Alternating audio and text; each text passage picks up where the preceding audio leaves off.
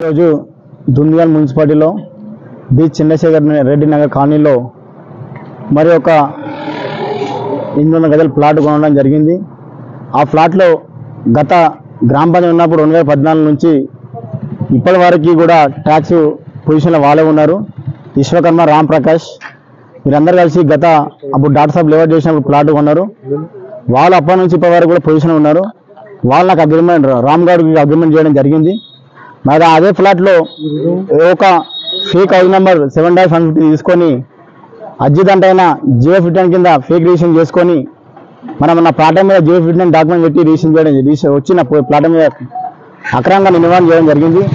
నేను మున్సిపల్ అధికారులు కమిషనర్కి లెటర్ ఇవ్వడం జరిగింది. ఎంఆర్ఓ లెటర్ జరిగింది. మున్సిపల్ కమిషనర్కి మీరు 7- ఆల్రెడీ హౌస్ నెంబర్ ఉన్నాక కూడా 7-150 నెంబర్ ఎత్తిచ్చారు, దాన్ని ఎంక్వైరీ చేయమని చెప్పి లెటర్ ఇవ్వడం జరిగింది. ఆయన కూడా ఇప్పటివరకు కూడా అధికారులు దాన్ని చర్య తీసుకోలేకపోయారు. మరి ఎంఆర్ఓ కూడా లెటర్ ఇవ్వడం జరిగింది.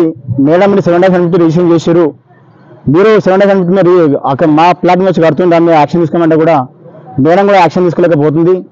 మా కలెక్టర్ గారు ఆర్డీఓ గారిని రిక్వెస్ట్ చేస్తున్నా 7- గవర్నమెంట్ ఏదైనా ఒక ప్రూఫ్ కరెంట్ బిల్లు ట్యాక్స్ ఉన్నప్పుడు మీరు ప్రూఫ్ పెట్టి రిజిస్ట్రేషన్ చేశారు.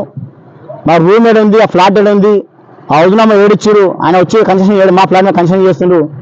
దీని మీద కఠినమైన చర్య తీసుకోవాలని చెప్పి మా కలెక్టర్ గారికి ఆర్డీఓ గారికి ఈ ప్రెస్ ద్వారా తెలియజేస్తా ఉన్నాను.